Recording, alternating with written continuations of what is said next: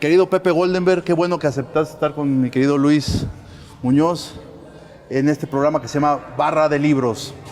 Tienes dos novedades. Cartas a una joven desencantada con la democracia.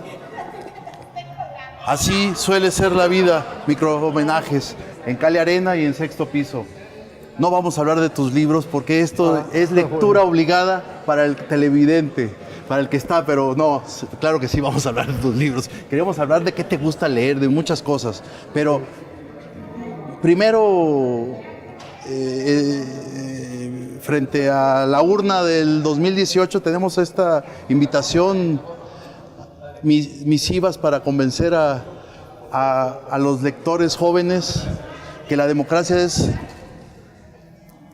la menos mala de las opciones o la única que hay. Bueno, primero, gracias por la invitación, gracias a Luis, gracias a ti, Daniel.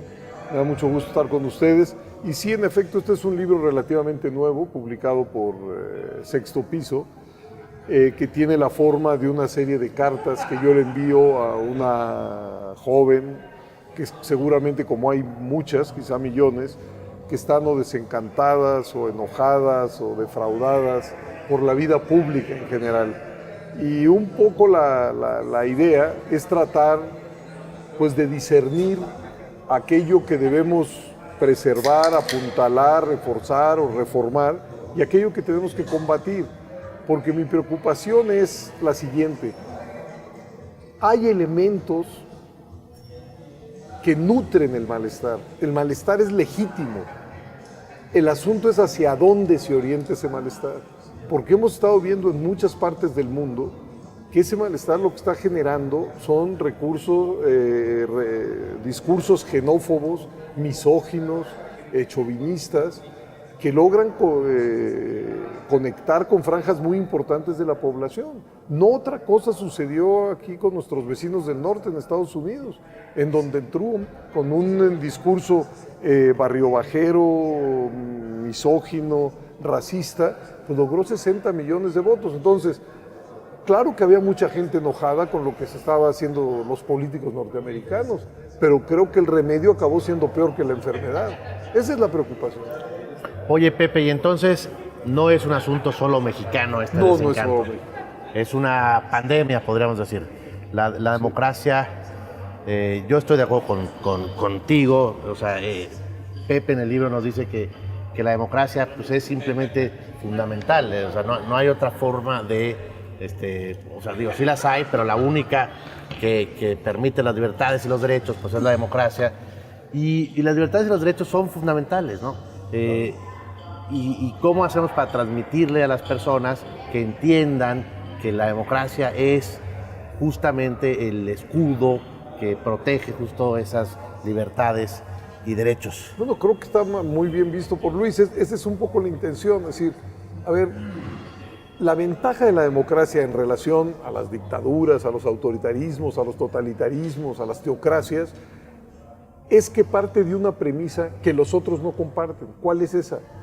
Que las sociedades son diversas, que en ellas existe una pluralidad de sensibilidades, puntos de vista, intereses, ideologías, en donde reside la riqueza de la sociedad. Entonces la democracia lo que intenta es ofrecerles un cauce para su expresión y convivencia, mientras todos los otros regímenes lo que hacen es, pues, perseguir a quienes no compartan el ideario de quienes gobiernan, y a veces no solamente perseguir, sino incluso aniquilar.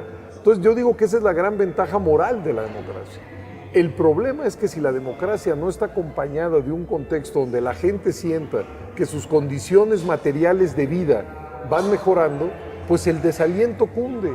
Y por desgracia, nuestra reciente construcción democrática coincide con un muy bajo crecimiento económico, con una corrupción galopante, con una espiral de violencia que ha dejado muertos, desaparecidos, familias quebradas, y que se monta sobre nuestras ancestrales desigualdades, que construyen una sociedad muy tensa y muy polarizada. Entonces, como que el contexto es poco favorable para la democracia. Entonces yo diría, si queremos reforzar el aprecio por la democracia, tenemos que atender esos enormes problemas. Y creo que en México hemos estado dando vueltas a la noria, por ejemplo, de las elecciones, de los partidos y descuidado los otros flancos. Esa es la idea, ¿no? Porque, como decía Luis, si hablamos de derechos, si hablamos de libertades, pues eso solo florecen en un marco democrático.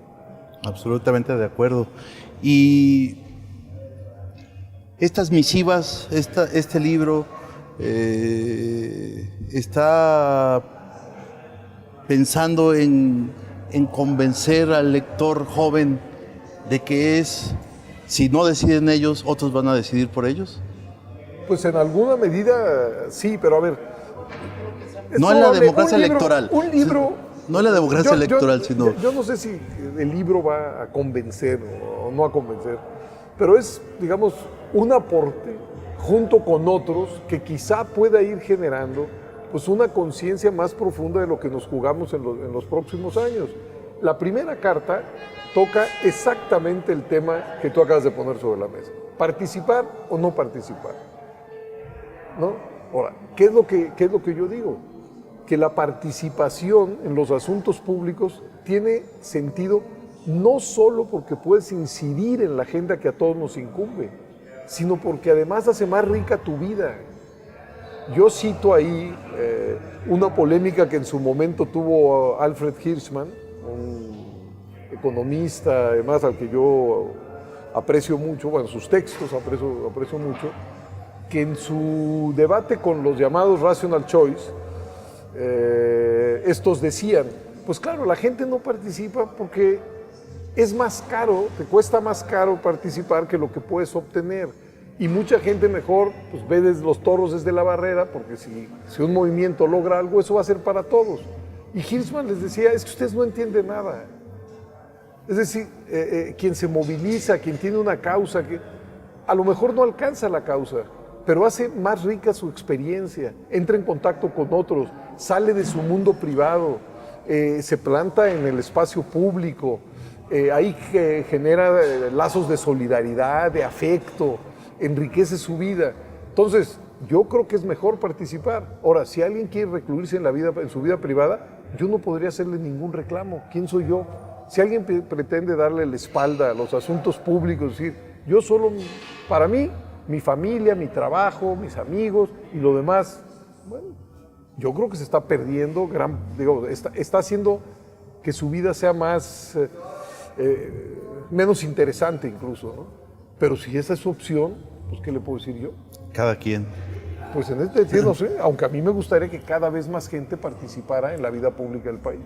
Y hablando de la participación en la vida pública, ¿cómo hacemos para enriquecer la charla pública, el discurso público? Porque de pronto parece que tenemos, y aquí se habla específicamente de México, ¿no? Pero digo, también sucede en otros países, pero en México parece que tenemos un discurso público muy pobre. Muy pobre.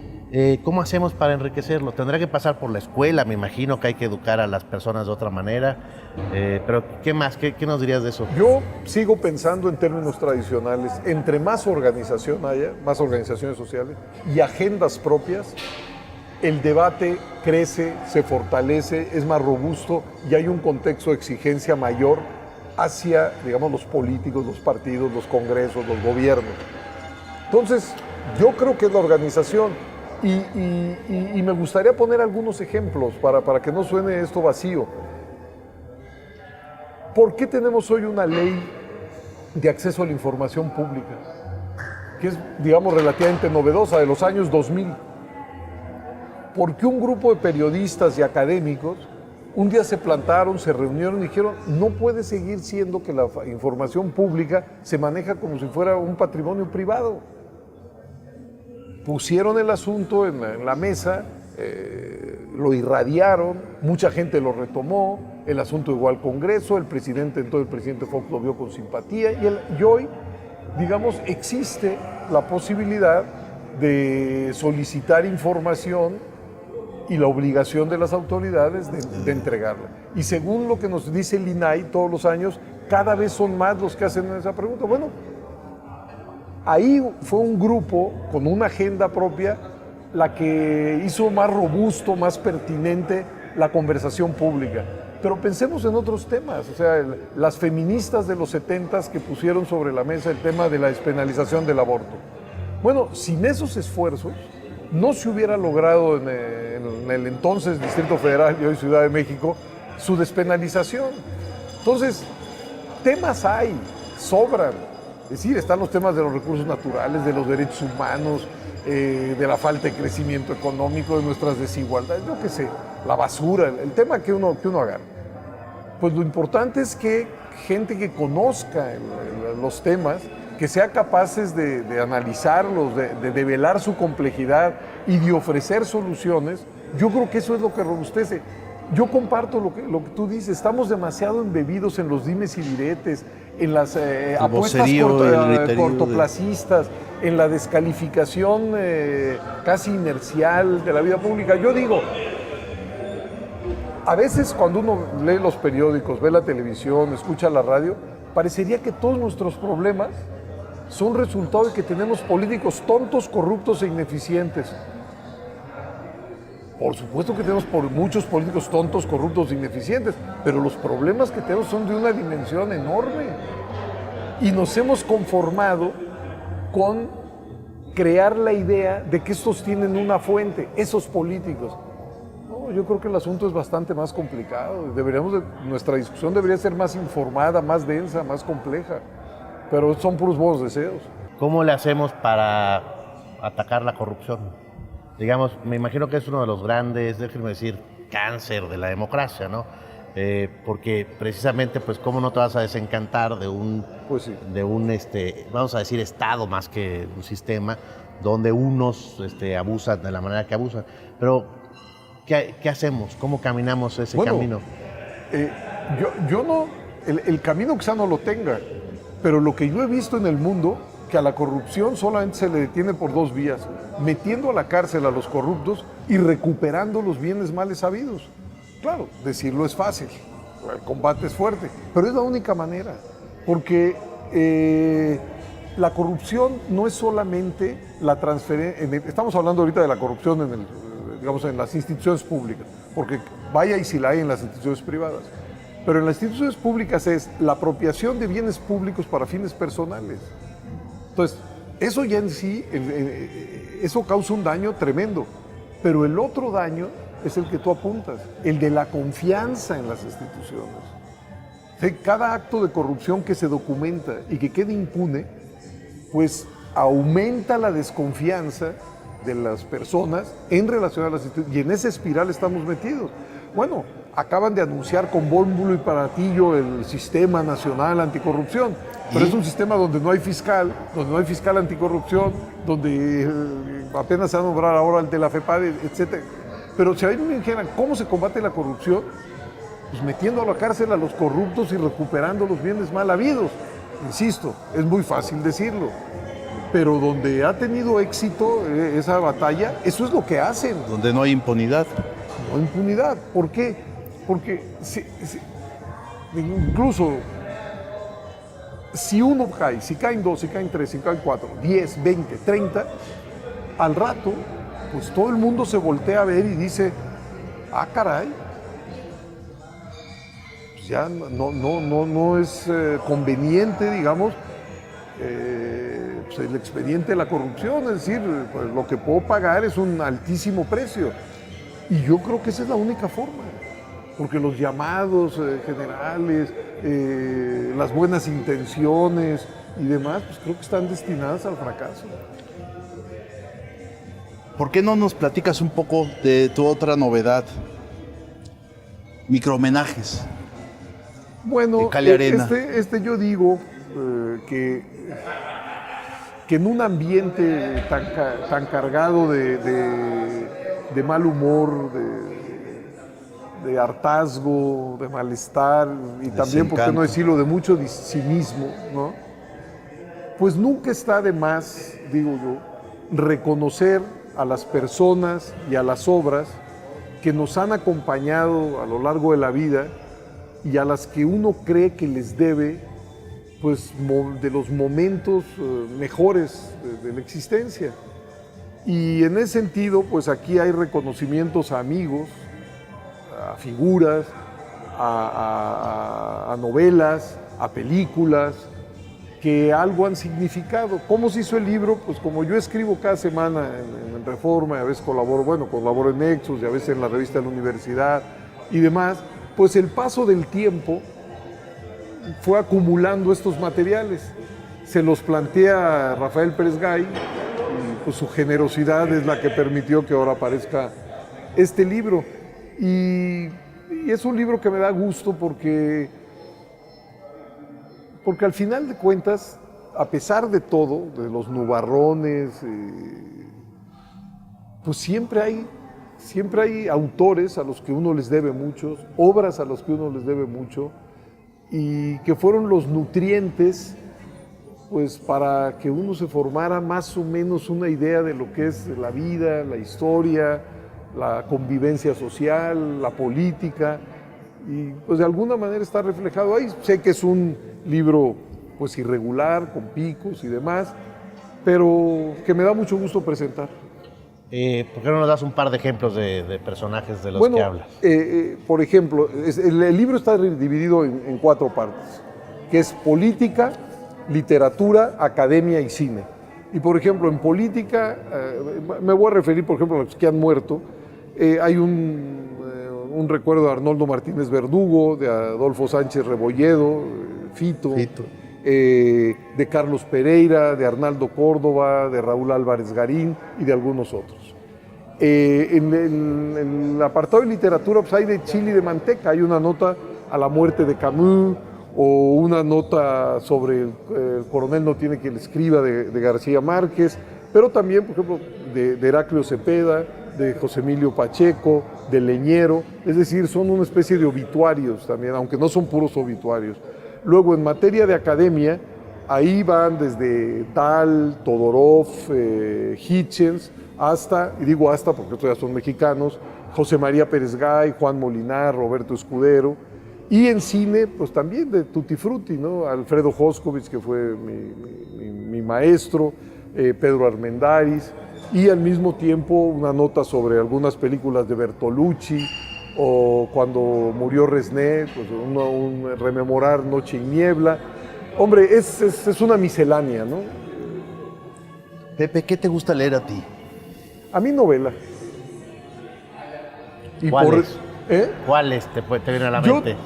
Yo soy muy lector de los novelistas norteamericanos. Por ejemplo, soy muy fan de Philip Roth y he sido muy fan de Norman Mailer, ¿no? Y los he leído muchos. De los, digamos, escritores latinoamericanos, quizá el que más he leído es a Vargas Llosa.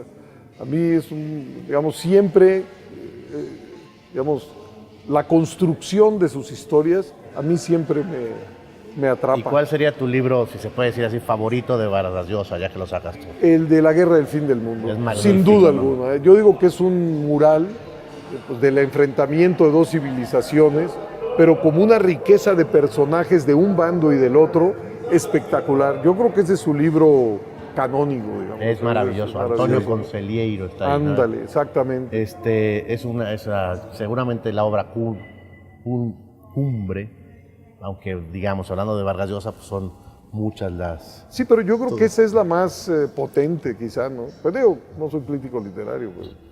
Oye, y de los estadounidenses decías Philip Roth, Saul Bellow,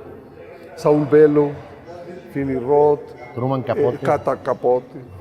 Por cierto, aquí, no sé si estuvieron en la inauguración de la FIL, creo que Carrier le hizo un homenaje precioso a Capote. Ahí dice que bueno, no es novela, porque es novela de no ficción, El adversario, está en buena medida inspirada en A Sangre Fría de Truman Capote. Y lo que fue planteando Carrier es cómo el autor se fue involucrando, incluso en términos afectivos, pues con los asesinos de aquella familia de Kansas, ¿no? Que eran pues la materia de su novela sin ficción, ¿no? Lo hizo muy bien. Sí, Capote es un gran... Oye, y de cine, ya que también veo que está ahí, ¿qué te gusta? ¿Por dónde caminas? Pues es que yo estudié cine. Tuve 3 años y medio en el CUEC. Y entonces, la verdad, para mi desgracia y para ventura del cine mexicano, yo no aprendí a hacer cine. Pero lo que sí aprendí en esos años fue a ver cine. Esto, por si lo oye un joven, va a decir, pues, todos vemos cine. No, en los años 70, el cine se veía en el cine y en la televisión. Punto. ¿Tú hiciste tu tesis Punto. mirando a Tintán? Sí, bueno, pero ¿a qué me refiero? No había, hoy uno los baja, o antes que los compraba, Había que ir a la pantalla VHS o Beta A ver, ¿que era o la DVD. pantalla grande o en la tele? Pero los estudiantes del CUEC de aquella época, que dirigía el maestro Manuel González Casanova, él era al mismo tiempo el director del CUEC y de la Filmoteca. Entonces, todos los días podíamos pedir películas y ver. Entonces, yo prácticamente todos los días de la semana veía o una película mexicana o una extranjera, y creo que ahí me formé. Ahora, si me dijeran, ¿cuál es el género o la etapa o el cine que yo creo que el neorrealismo italiano? O sea, Ladrón de bicicletas, La tierra tiembla, Alemania año cero. Es un cine que creo que no se ha hecho viejo y que uno ve y se vuelve a conmover con él. Y es un cine, digamos, comparado con lo que se hace ahora, relativamente pobre en lo que se refiere a inversión y demás. Incluso muchas de estas están filmadas sin actores profesionales y siguen siendo unas películas fantásticas. Ojalá el programa durara muchas horas para seguir hablando de cine y de libros contigo, Pepe. No, porque te agradecemos entre mucho. más dure, más tonterías dice uno. Te agradecemos mucho que nos acompañaras. Gracias, Daniel. Gracias, Luis. Es un gusto siempre estar con ustedes. Hasta la próxima.